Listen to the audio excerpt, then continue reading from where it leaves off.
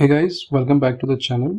आज के इस पर्टिकुलर वीडियो में हम एवरेज का कॉन्सेप्ट सीखेंगे। इसके रिलेटेड बहुत सारी प्रॉपर्टीज आती हैं, अलग अलग पैटर्न से क्वेश्चन पूछे जाते हैं, सभी के बारे में हम पढ़ेंगे। बेसिक से एडवांस लेवल तक सारे क्वेश्चंस हम करेंगे ताकि आपको क्लियर आइडिया हो जाए कि अगर एवरेज पे कोई क्वेश्चन आता है तो किस पर्टिकुलर बेस पे क्वेश्चन है। जब हम प्रैक्टिस सेट्स में आपको दे दूंगा या उसके लिए जो मैं सोर्स आपको मेंशन कर दूंगा, उससे आप सभी टॉपिक्स के प्रैक्टिस सेट लगा सकते हो ताकि आपका एक होल्ड बन जाए हर एक टॉपिक। चलो एवरेज का टॉपिक हम इस पर्टिकुलर वीडियो में स्टार्ट करते हैं। एवरेज की डेफिनेशन मैंने क्या लिखी है? Average is the central value of a given data और it is arithmetic mean of given data. Average क्या होता है? किसी भी डेटा की सेंट्रल वैल्यू होती है या अर्थमेटिक मीन होता है उस डेटा का। देखो, अगर एक क्लास में 30 स्टूडेंट्स हैं और एडमिनिस्ट्रेशन हमसे उन स्टूडेंट्स की परफॉर्मेंस पूछ रहा है, तो हम हर एक स्टूडेंट की परसेंटेज एडमिनिस्ट्रेशन को नहीं बोलेंगे। हम सिंपली उनको क्या बोलेंगे कि इस पर्टिकुलर क्लास की जो इस साल की परफॉर्मेंस है वो 70% है। हम क्या करेंगे? सभी स्टूडेंट्स की परसेंटेज को प्लस कर देंगे, डिवाइड करेंगे कितने स्टूडेंट्स हैं, तो हमारी सेंट्रल वैल्यू निकल के आएगी। वो सेंट्रल वैल्यू उस सारे डेटा को रिप्रेजेंट करेगी। उसी को बोलते हैं हम एवरेज या अर्थमेटिक मीन। फॉर एग्जाम्पल, अगर हमारे पास 3 पर्सन्स है ए, बी एंड सी, उनकी हाइट दी गई है 90 सेंटीमीटर, 110 सेंटीमीटर, 115 सेंटीमीटर, तो इन तीनों की एवरेज हाइट कितनी होगी? तो हमें क्या करना है? अगेन अर्थमेटिक मीन के बारे में अगर आपने पढ़ा होगा तो इसका फॉर्मूला क्या आता है? Total number of observations divide by number of observations. तो हम तीनों ऑब्जर्वेशंस को ऐड कर देंगे, 90 प्लस 110 प्लस 115 डिवाइड बाई 3, तो एवरेज निकल के क्या आता है? 105। तो ये 105 एक एवरेज हाइट है जो तीनों पर्सन्स की हाइट को रिप्रेजेंट करेगा। सिमिलरली, अगर आपका डेटा इस तरह से दिया है x1, x2, x3 up to xn, इनकी जगह कोई भी वैल्यू आपको दी होगी, जैसे ऊपर 90, 110, 115 थी, और n क्वांटिटीज का आपको डेटा दिया है, तो एवरेज या अर्थमेटिक मीन क्या होगा उस पर्टिकुलर डेटा का? हम सभी को ऐड कर देंगे। यहाँ पे मैंने लिखा भी है total number of observations divide by n का मतलब है नंबर ऑफ ऑब्जर्वेशन, तो आपका एवरेज निकल के आएगा। नेक्स्ट हमारा जो टॉपिक है इसकी प्रॉपर्टीज पढ़नी है। प्रॉपर्टीज मतलब कि एवरेज की बहुत सारी प्रॉपर्टीज है, अलग अलग सिनेरियोज में ये यूज होता है और इसका इस्तेमाल क्वेश्चंस में कैसे होगा और आपसे कैसे क्वेश्चन पूछा जाएगा, सभी चीजें इन्हीं प्रॉपर्टीज के अंदर हम पढ़ेंगे। बहुत सारी प्रॉपर्टीज पढ़नी है, तकरीबन 10 से ज्यादा ही प्रॉपर्टीज हमें पढ़नी है, और उन सभी पे मैं आपको एक एक या दो दो एग्जाम्पल्स दूंगा ताकि आपको क्लियर अंडरस्टैंडिंग हो कि इन चीजों को कैसे सॉल्व करना है। प्रॉपर्टी फर्स्ट क्या है कि average lie between lowest and highest value of the given data, कि जो भी डेटा आपको दिया होगा उसमें सबसे बड़ी और सबसे छोटी वैल्यू के बीच में ही आपका एवरेज लाई करेगा। फॉर एग्जाम्पल, आपके पास डेटा ये है x1, x2, xl, xh and up to xn। की लोवेस्ट वैल्यू मान लेते हैं हम xl है और हाईएस्ट वैल्यू है xh, तो एवरेज जो होगा इस पर्टिकुलर डेटा का वो इसी XL और XH के बीच में लाई करेगा। इसको एग्जाम्पल से समझते हैं हम। एग्जाम्पल क्या है कि एवरेज निकालो 8, 9, 12, 13, 15 और 9 का, तो हम क्या करेंगे? Total number of observations divide by number of observations, तो हमारा एवरेज निकल के आता है 11। अब देखो, इस डेटा में सबसे लोवेस्ट वैल्यू है 8 और सबसे हाईएस्ट वैल्यू है 15, और 15 और 8 के बीच में ही हमारा एवरेज 11 लाई करता है। इस पर्टिकुलर प्रॉपर्टी का यही मतलब। हो सकता है कि इस पे डायरेक्ट क्वेश्चन आ जाए कि एवरेज किन दो वैल्यूज के बीच में लाई करता है। नेक्स्ट प्रॉपर्टी है if each quantity is increased bye certain value के, कि अगर एक डेटा में हर एक वैल्यू को किसी नंबर से बढ़ा दिया जाए। ऊपर जैसे है 8, 9, 12, 13, 15, 9, हम हर एक नंबर में +2 कर देंगे, तो हर एक नंबर 2 बढ़ जाएगा। जैसे 8 10 बन जाएगा, 9 11 बन जाएगा, 12 14 बन जाएगा, 13 15 बन जाएगा, 15 17 एंड अगेन 9 11 बन जाएगा। तो अब इसका एवरेज क्या होगा? हम नई वैल्यूज को ऐड करेंगे, डिवाइड बाय 6 करके नया एवरेज निकालेंगे। ये इसका मतलब है। या दूसरे तरीके से इसमें क्वेश्चन कैसे पूछा जाता है, मैंने एग्जांपल ली है। एग्जांपल क्या है? The average number of shirts with A B C is 60, कि 3 पर्सन है ए बी एंड सी, उनके पास जो एवरेज नंबर ऑफ शर्ट्स है वो 60 है। अब सभी के सभी एक मॉल में पहुंचते हैं और उन्होंने तीनों पर्सन्स ने 6 शर्ट्स और खरीदी। अब बताओ उनके पास एवरेज नंबर ऑफ शर्ट्स कितने हैं?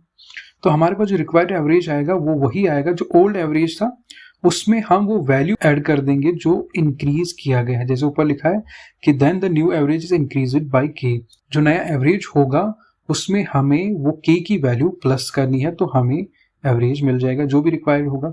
तो ओल्ड एवरेज क्या है 60, अब सभी में जो वैल्यू बढ़ गई 6 की वैल्यू बढ़ गई, तो वो 6 की वैल्यू हम प्लस कर देंगे तो हमारे पास नया एवरेज आएगा। नेक्स्ट प्रॉपर्टी इसी के बारे में है, लेकिन इसमें डिक्रीज की बात हो रही है। क्या प्रॉपर्टी लिखी है? If each quantity is decreased by certain value K, then the new average is also decreased by K. कि अगर हम ऊपर वाले क्वेश्चन में हर एक नंबर को दो दो माइनस कर देंगे तो नंबर क्या बनेगा? 8 - 2 6, 9 - 2 7। तो अब हम क्या करेंगे, जो नया एवरेज निकालना होगा उन सभी माइनस करके वैल्यूज को ऐड कर देंगे, डिवाइड बाय 6 करके नया एवरेज निकालेंगे। या सेम अगर इस बेस पे क्वेश्चन पूछा जाए कि वही जो 3 पर्सन थे जिनके पास एवरेज नंबर ऑफ शर्ट 60 थे, अब उन सभी के पास 6 शर्ट्स गिर जाती है, तो नया एवरेज क्या होगा? उस केस में हम यहाँ पे वो जो वैल्यू है पुरानी एवरेज में माइनस कर देंगे, तो 60 - 6 क्या आएगा? 54। तो उस तरह से आप नया एवरेज निकाल सकते हो इन केस अगर आपको कोई वैल्यू डिक्रीज कर दी गई। सिमिलरली ये मल्टीपल के केस में भी होता है। If each quantity is multiplied by certain value K, then the new average is the product of old average with K. ऊपर वाली एग्जांपल भी समझते हैं कि अगर हर एक नंबर को हम 2 के साथ मल्टीपल कर देंगे तो नया नंबर क्या बनेगा? 8 2 16, 9 2 18, 12 2 24। इसी तरह सभी उन्हीं नंबर्स को ऐड करना है, डिवाइड बाय 6, तो नया एवरेज निकल के आएगा। लेकिन अगर आपको एवरेज वहीं से दिया है तो यहाँ पे मैंने एक एग्जांपल ली है, उससे आप इसको समझ सकते हो। एग्जांपल क्या है? In a flower shop there were 6 flowers in each bouquet. If seller has doubled the number of flowers in each bouquet, then the new average of flowers in each bouquet is, again वही जिस तरह से हमने पीछे दो examples में increase किया गया था तो हमने प्लस किया, डिक्रीज किया गया था तो हमने माइनस कर दिया। अब यहाँ पे चीजों को डबल किया जा रहा है कि कुछ टाइम्स 3 टाइम्स बढ़ाया जा रहा है, 2 टाइम्स बढ़ाया जा रहा है, डबल किया जा रहा है। तो 6 का डबल क्या होगा? 12। उस केस में हम उस ओल्ड एवरेज के साथ वो नंबर मल्टीपल करते हैं। ओल्ड एवरेज क्या है? 6, तो हमने डबल किया है तो 2 हम मल्टीपल कर देंगे तो नया एवरेज हमारे पास 12 आएगा। इन केस अगर आपको इस तरह लिखा होगा 3 टाइम्स कर दिया है, 2 टाइम्स, थ्राइस, ट्वाइस, इस तरह से चीजें लिखी होंगी, उस केस में आप ओल्ड एवरेज के साथ वो नंबर मल्टीपल करोगे। थ्राइस होगा तो 3 के साथ मल्टीपल करोगे, ट्वाइस होगा तो 2 के साथ, डबल भी होगा तो इस तरह से भी आप वहां पे एवरेज निकाल सकते। नेक्स्ट प्रॉपर्टी है सेम इसी बेस पे है, अब डिवाइड की फॉर्म में है। क्या है property? If each quantity is divided by certain quantity के, then the new average becomes 1 by k times of the initial average। इसी केस में कि अगर उन ईच बुके में 6 फ्लावर्स प्रेजेंट है, अब हम उसका हाफ ऑफ करेंगे तो 6 का हाफ क्या होगा? 3।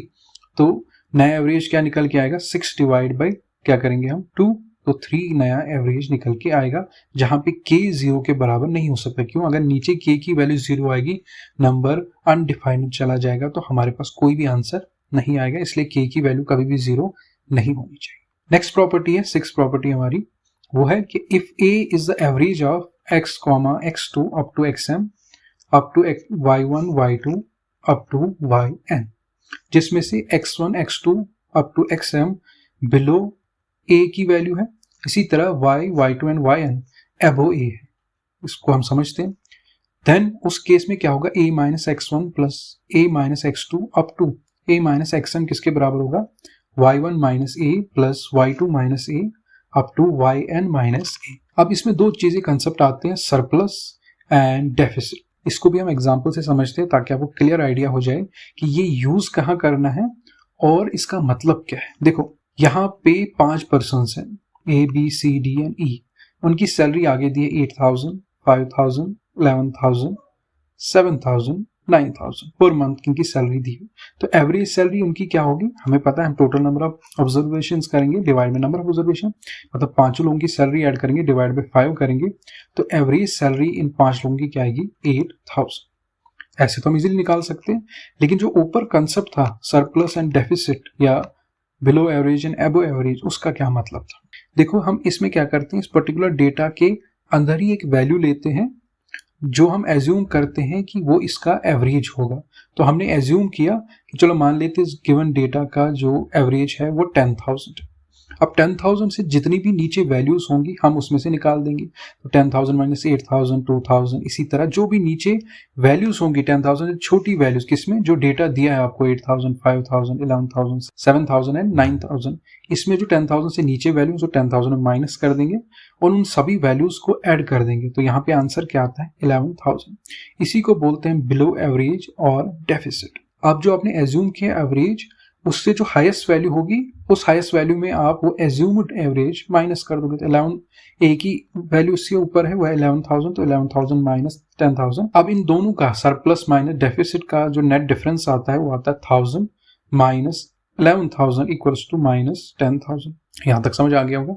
इसके बाद हम निकालते हैं एवरेज वेरिएशन। एवरेज वेरिएशन कैसे निकलता है, net difference divide by number of observation. Net difference कितना है माइनस 10,000, नंबर ऑफ ऑब्जर्वेशन कितनी है 5, तो वो कितना आता है माइनस 2,000।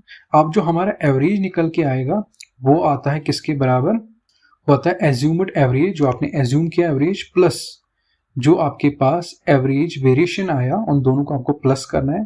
तो 10,000 प्लस माइनस 2,000, तो प्लस माइनस माइनस हो जाएगा, तो 10,000 माइनस 2,000 इक्वल्स टू 8,000। देखो यहाँ पे भी जो हमारा एवरेज आया 8,000 आया, ऊपर भी हमारा एवरेज 8,000 है।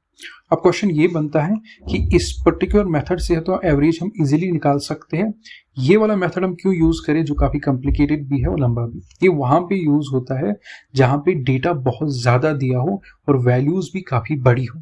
कहने का मतलब यहाँ पे अगर हमने 5% लिए तो आपको 100% दिए जाएंगे। उस केस में ये मेथड काम आता है डेफिसिट एंड सरप्लस का। इस पर्टिकुलर वीडियो में हम 6 प्रॉपर्टीज ही करेंगे, तो ये 6 वाली प्रॉपर्टी थी। नेक्स्ट वीडियो में हम बाकी जो प्रॉपर्टीज बचती हैं उन प्रॉपर्टीज के बारे में पढ़ेंगे। आई होप आपको ये समझ आ गया होगा। इनकेस कोई कंफ्यूजन रहता है तो आप नीचे कमेंट कर सकते हो, मैं उस कंफ्यूजन को दूर करने की पूरी कोशिश करूंगा। सो मिलते हैं अगली वीडियो में। Till then take care and thank you for watching.